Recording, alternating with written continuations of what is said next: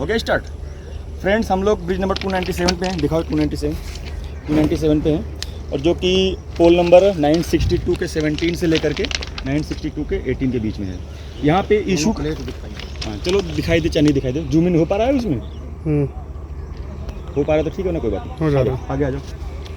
962 के 17-18 के बीच में ये हमारा पुल है। 12.2 मीटर का प्लेट गर्डर है, बेसिकली प्लेट गर्डर है, और इसमें हमारे 27 चैनल स्लीपर हैं। 27 चैनल स्लीपर है, स्पेसिंग अप्रॉक्सीमेटली 500 mm के आसपास होगी। इसमें प्रॉब्लम क्या है कि यहाँ पे 75 kmph का कॉशन लगा हुआ है। कॉशन की वजह ये है, अगर आप दूर से देखोगे दोनों तरफ, तो दोनों अप्रोचेस हमारे बैठे हुए हैं, अप्रोचेस जो है बैठे हुए हैं, और दूर से देखने पे ये भी पता चल रहा है कि जो हमारे 27 चैनल स्लीपर हैं ये इस तरफ, यानी चूँकि अपवर्ड ये है, यानी लेफ़्ट की तरफ भागे हुए हैं, लेफ़्ट की तरफ भागे हुए हैं। जब वर्साइन मेजर किया गया 20 मीटर के कॉर्ड पे, उसमें भी हमारे पास जो वैल्यूज़ आई, आगे आ जाओ, तो हमारे पास वैल्यूज़ आई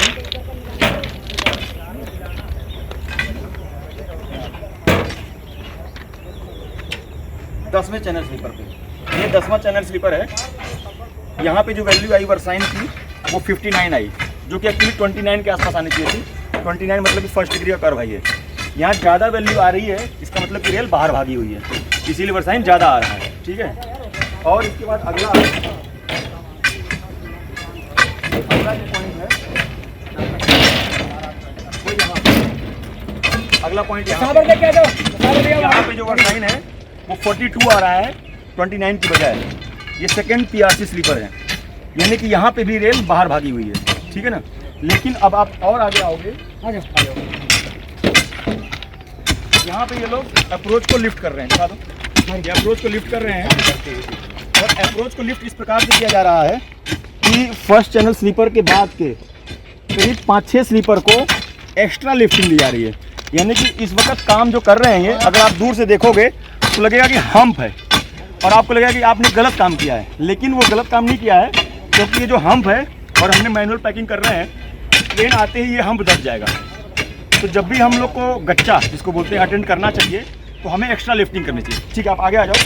यहाँ पे वहाँ पे था गर्डर के बीच में था जो वर्साइन था 59 इंस्टेड ऑफ 29, यहाँ पे आ रहा है 42 इंस्टेड ऑफ 50। आगे जाओ।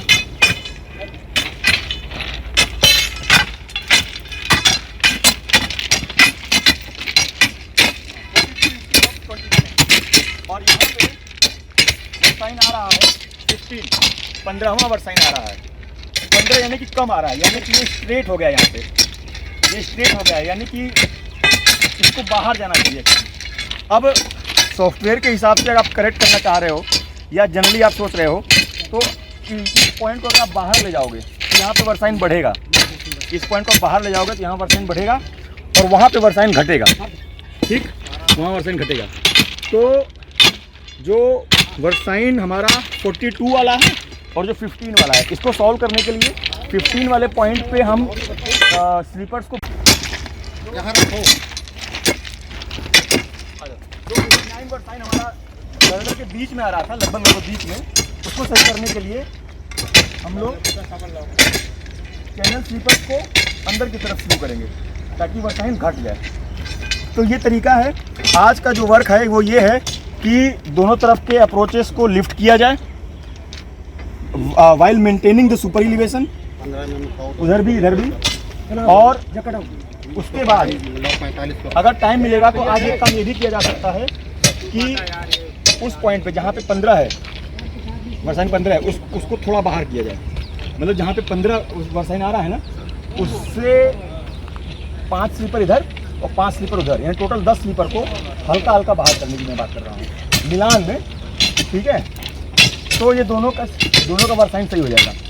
उस तरफ जो वर्साइन मेजर किया गया है वो पहला वर्साइन 23 है, 2 और वर्साइन हम मेजर कर रहे हैं, 23 इज गुड इनफ। तो ये है, आगे दो।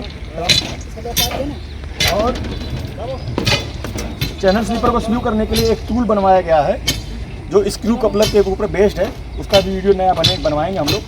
और कितना स्क्रू हमारे पास अवेलेबल है ये दिखाओ, ये वैल्यूज दिखाओ। हमारे चैनल स्लीपर को कितना स्क्रू करने की पॉसिबिलिटी है। तो जो हुक बोल्ट है हमारा, ये हुक बोल्ट है या क्रो बोल्ट है, इसको इधर लाने का मिलीमीटर मार्जिन यहाँ आपने लिखाया हुआ है। तो आप देखोगे हमारे पास, दिखाते रहो इसको, हमारे पास काफ़ी मार्जिन है। यहाँ पे 18 mm पास में आ जाओ, यहाँ 18 mm मार्जिन है, इसमें 0 है, फिर 12, 7, 7, 4, और जहाँ पे रीडिंग आई थी यहाँ पे 10 और 12 का मार्जिन है। अगर 10 और 12 घुमाएंगे, चलाएंगे, तो राइट ऑन द स्पॉट हमारा 59 से घट करके जो वर्साइन है वो 47 हो जाएगा। तो हमें चैनल स्लीपर को भी चलाने की ज़रूरत पड़ेगी। उसके लिए हमें इसको खोलना पड़ेगा, चेकर्ड प्लेट को काट, इसके नट बोल्ट काट के निकालने पड़ेंगे। एक इंस्ट्रूमेंट हमें लगाना पड़ेगा जो रेल को यहाँ से नीचे से पकड़ेगा इस तरफ से, और उस तरफ से चैनल, उस तरफ से स्ट्रिंजर को पकड़ेगा और खींचेगा। उसका वीडियो हम लोग नेक्स्ट टाइम बनाएंगे। तो ये है आज का इंट्रोडक्शन। इसमें जो है शॉर्ट टर्म सोल्यूशन ये निकालना है कि हम इसको अटेंड करके इसका कॉशन रिलैक्स कर दें, और medium term solution, long term solution ये है कि बगल में जो नई लाइन बनी हुई है हमारी, इसमें ब्रिज बना हुआ है, और दोनों के जो एबैटमेंट है, जो एबैटमेंट की डायमेंशंस हैं वो लगभग सेम हाइट पे भी हैं। उसका जो एबैटमेंट की विड्थ है वो ज़्यादा है, हमारे इस एबैटमेंट की विड्थ कम है, और इस एबैटमेंट की विड्थ भी कम है, और इसमें ऊपर से लेकर नीचे तक ब्रिक वॉल है। सिर्फ बेड ब्लॉक का जो पोर्शन है वो छोटा सा RCC है। ये इसको दिखाओ, ये जो हमारा पुराना ब्रिज है, बेसिकली ये ऊपर इसकी जो साइड वॉल है ये ऊपर से नीचे तक RCC है, और नीचे भी, नीचे हमारा ब्रिक वर्क, नीचे हमारा नहीं सॉरी ऊपर से नीचे तक ब्रिक वर्क है। बेड ब्लॉक हमारा RCC है, लेकिन हमें इसको और चौड़ा करना पड़ेगा क्योंकि जो स्टैंडर्ड डिज़ाइन है उसमें इसकी हाइट थोड़ी ज़्यादा है। तो इसको कैसे अप्रोच किया जाएगा, तो इसके लिए टोटल स्टेशन सेट किया गया है। आगे आगे जाओ।